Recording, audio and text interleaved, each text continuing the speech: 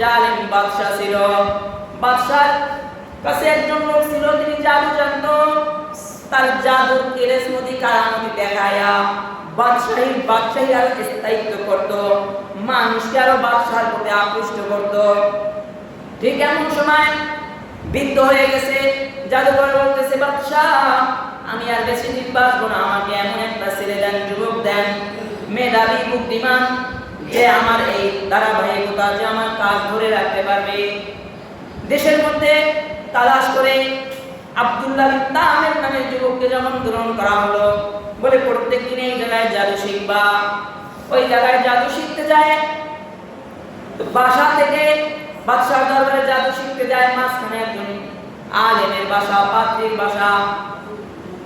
হযরতের চোখে পড়ে গেছে, আল্লাহর ওলি দেখলো এক যুবক যায়, যুবককে দাওয়াত দিল।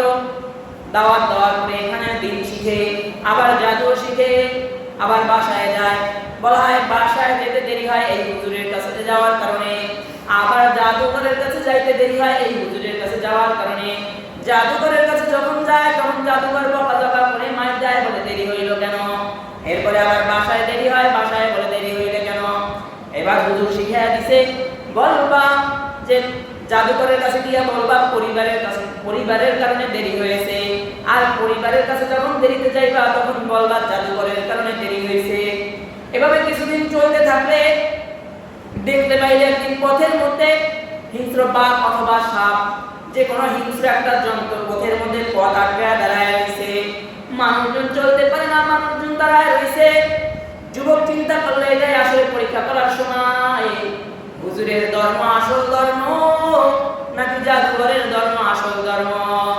সাথে সাথে যুবক একটা কঙ্কাল পাথর হাতে নিয়ে বলতেছে, সামান্য ছোট একটা পাথর হাতে নিয়ে বলতেছে, আল্লাহ আপনার পক্ষে যিনি দাওয়াত দিয়েছেন এই দিন যদি সত্য দিন হয়ে থাকে, তাহলে আমি এই পাথর মারতেছি, আপনি এটাকে ধ্বংস করে দিয়ে। এই দোয়া কইরা সাথে সাথে হিংস্র প্রাণীর গায়ে একটা সামান্য ছোট পাথর মারার সাথে সাথে হিংস্র প্রাণীটার সাথে সাথে ওই জায়গায় মারা যায়। মারা যাওয়ার সাথে সাথে যুবক চিন্তা করলো, আসলেই তো হুজুরের যেটা আমাকে দাওয়াত দিতেছে এটাই আসল দিন, এটাই আসল ধর্ম। আর এই দিকে মানুষজন দেখে ফেলেছে, মানুষজন সরাসরি কইরা দিছে, যারে বাদশার দরবারের জাদুঘর আর কি জাদুঘর, আব্দুল্লাহ বিন তামের হলো বড় জাদুঘর, যিনি ছোট একটা ইট মাইরা বড় একটা হিংস্র প্রাণী মুহূর্তের মধ্যে ধ্বংস করে দিছে। সরাসরি হয়ে গেলে, জানাজানি হয়ে গেলে মানুষ বিভিন্নভাবে রোগ, অন্ধ রোগ, কুষ্ঠ রোগ, বিভিন্ন রোগ নিয়ে আসে। বলে আব্দুল্লাহ বিন তামের আমাকে সুস্থ করে দাও। বলে আমি সুস্থ করি না, আমার রব সুস্থ করে, আমি আল্লাহর নামে তোমাকে কিছু জাল ভোগ করতে পারি। এভাবে করে অসংখ্য রোগী যখন সুস্থ হয়ে গেছে, এরপরে বাদশাহর দরবারে একজন উজির ছিল, যে উজিরও অন্ধ হয়ে গিয়েছিল। উজির অন্ধ হয়ে যাওয়ার কারণে আব্দুল্লাহ বিন তামের কাছে অনেক মাল সামানা নিয়ে আসে, যে সম্পদগুলো তোমাকে দিলাম তুমি আমার চোখ খুলে দাও। আব্দুল্লাহ বিন তামের বলে, উজির শুনো, চোখ খোলার ক্ষমতা আমার নাই, আমি আল্লাহর নাম নিয়ে তোমাকে সাহায্য করতে পারি, চোখ খোলানোর মালিক হলো একমাত্র আল্লাহ। তবে শুনো, তোমার অন্ধত্ব চোখ যখন খুলে যাবে তখন কিন্তু বলবা না যে আমি তোমার চক্ষু খুলে দিছি। এরপরে যখন চক্ষু খুলে গেল, বাদশাহর কাছে যখন হাজির হয়ে গেল, এত চিকিৎসা করলো, চক্ষু ভালো হলো না। বাদশাহ বলে, কিরে চোখ ফিরে পেলি কিভাবে? বলে বলা তো নিষেধ ছিল, বলে পাইছি, একরকম পাইছি, চিকিৎসার মাধ্যমে পাইছি। এরপরে বাদশাহ বলে বলে না, বলা যাবে না। এরপরে যখন নির্যাতন শুরু হয়ে গেল, নির্যাতন শুরু হওয়ার এক পর্যায়ে বলে দিল যে আব্দুল্লাহ বিন তামের আমার চোখ সুস্থ করে দিছে, আমার চোখ ভালো করে দিছে আব্দুল্লাহ বিন তামের। এরপরে আব্দুল্লাহ বিন তামের বাদশাহ বলে, আব্দুল্লাহ বিন তামের তুমি অনেক কিছু শিখে ফেলছো, কিন্তু এগুলো কোথা থেকে শিখছো, এগুলা কিভাবে শিখছো? বলে আমি কিছুই করি নাই, আমি তার চক্ষু ভালো করি নাই, তার চক্ষু ভালো করেছে আমার রব, তার চক্ষু ভালো করেছে আমার আল্লাহ। আরো যত রোগী আমার কাছ থেকে সুস্থ হয়েছে সবগুলো সুস্থ করেছে আমার আল্লাহ, আমার কোনো ক্ষমতা নাই। এরপরে বাদশা বলে, আবার রব কে? আমিই তো রব, আমার উপর কোনো রব আছে? এরপরে ওই যে যিনি অন্ত ভালো হয়ে গেছে এবং আব্দুল্লাহ বিন তামের কথা ইসলাম গ্রহণ করছে, বলা হয় এই লোকটাকে সাথে সাথে করাত দিয়া মাথার মাঝখান দিয়া ফেলে হত্যা করে ফেলেছে।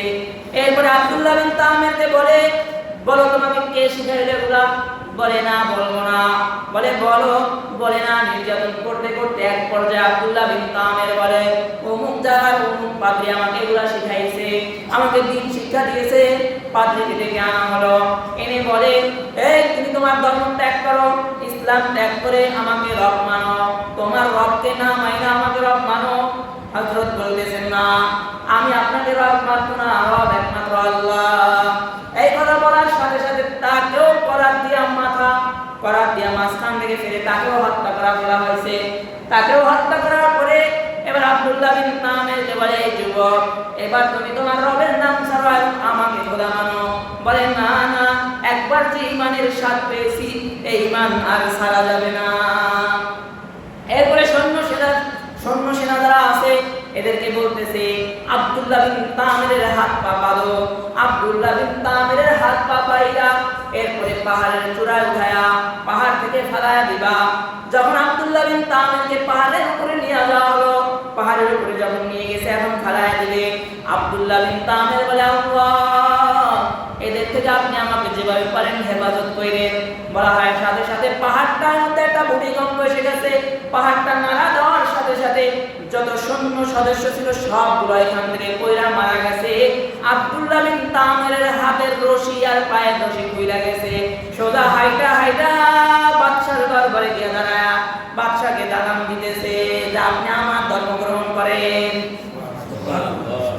এরপরে বাদশা বলে, ফিরে দিয়ে আসলি কিভাবে? তোকে পাহাড় থেকে ফেলায় দেয় নাই, আর আমার সেনা সদস্যগুলো কই? তাই ওরা সব মারা গেছে। আল্লাহ আমারে বাঁচায় রাখছে, কারণ আল্লাহ যদি রাখে দুনিয়ার সবাই মিলাও তাকে মারতে পারে না।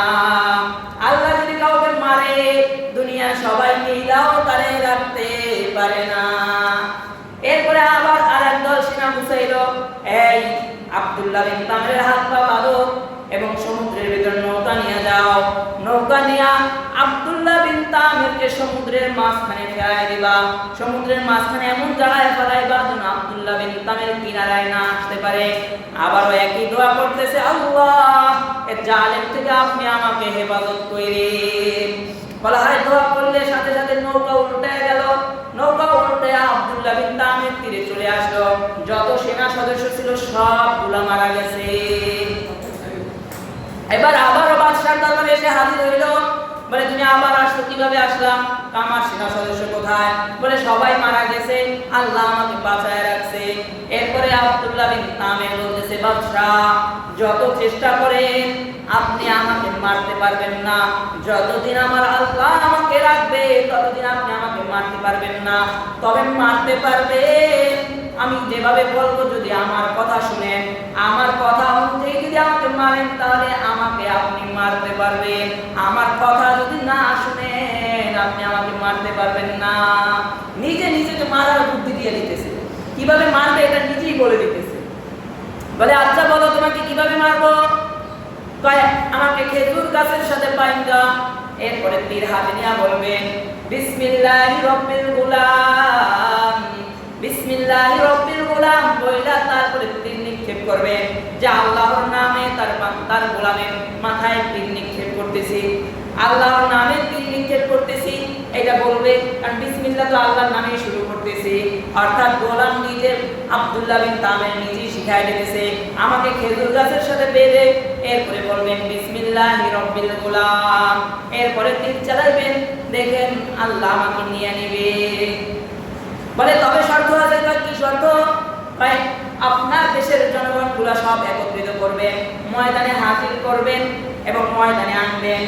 ময়দানে আইনা এরপরে সকলের সামনে আপনি এই শব্দ উচ্চারণ কইরা আমার গায়ের উপর আপনি তীর নিক্ষেপ করবেন। বলে, আচ্ছা। বাদশা দাওয়াত দিল এলাকাবাসীদেরকে, গ্রামের সকল লোকজন উপস্থিত হয়ে গেল যে আব্দুল্লাহ বিন তামির নিজেই নিজের জীবন দিয়া দিবে এবং বাদশা নিজেই তীর মারবে। বিসমিল্লাহি রব্বিল গুলাম কইলা দেশের মানুষ হাজির হয়ে যায়, উপস্থিত হইল ময়দানে।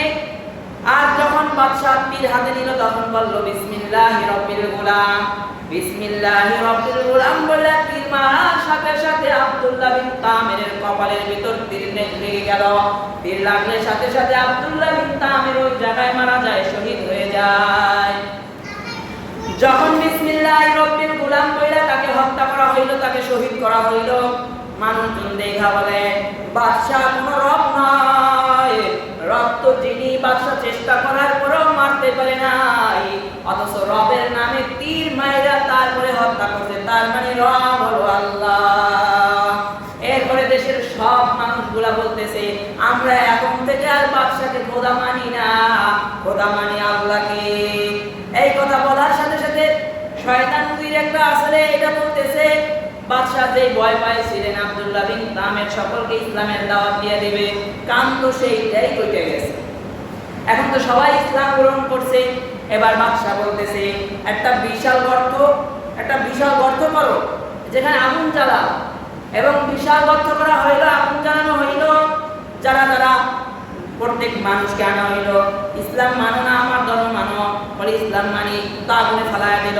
যারা বাদশার দরবারে যায়, বাদশার দলে যায়, তাদেরকে রেখে দেয়, বলে আমাকে মানো না ইসলাম মানো, বলে ইসলাম মানি। এভাবে হাজার হাজার লোক ওই আগুনের মধ্যে ফেলায় দিল। এক পর্যায়ে একটা ছোট বাচ্চাওয়ালা মা যখন লাভ দিবে, তাকে যখন ফেলায় দেয়, বলে ইসলাম মানবা না আমাকে আনবা। কোনো বর্ণনায় বলে বাচ্চা কোলে নিয়ে যখন ভাবতেছিল, বাচ্চা কোলে অবস্থায় বলতেছে মা চিন্তা করো কেন, আগুনের মধ্যে জান্নাত লাভ দাও। আর কোনো বর্ণনায় বলে বাচ্চা আগেই বাচ্চাকে ফেলায়া দিয়া বলে ওই দেখ বাচ্চাকে ফেলায়া দিছি, এখন তোকেও ফেলায়া দিব। যখন মা একটু মানে হয়ে গেল, আবেগী হয়ে গেল যে এখন যে আমাকে আগুনে ফেলাই দেবে, মরে যাবো, এরকম একটা চিন্তায় পড়ে গেল। তখন আগুনের ভিতর থেকে বাচ্চা বলতেছে মা চিন্তা করো কিসের, আমি তো জান্নাতে চলে আসছি, আর তুমি মা কি জান্নাতে যাইবে না? এই কথা বলার সাথে সাথে মা নিজেই লাফ দিয়া দিল।